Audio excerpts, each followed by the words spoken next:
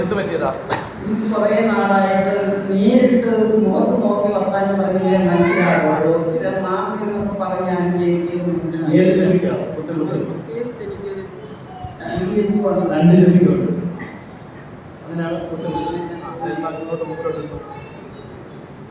അവരെ നോക്കി എന്നിട്ട് ഇത് പിടിച്ചോ. അങ്ങ് വചനമയച്ച് എന്നെ സുഖപ്പെടുത്തി അനുഗ്രഹിച്ച് നന്ദി പറയുന്നു.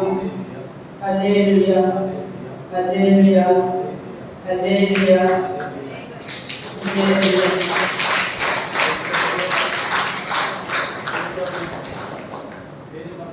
ഏലിയാമ്മ വീട്ടില് ഹസ്ബൻഡ്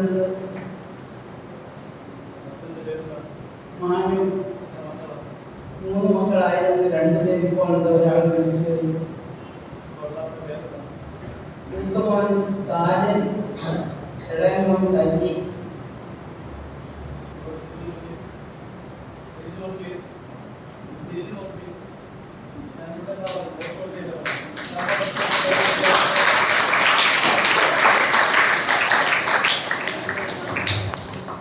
ആരോ സുഖപ്പെടുത്തി കരങ്ങളോട് ചേർന്ന്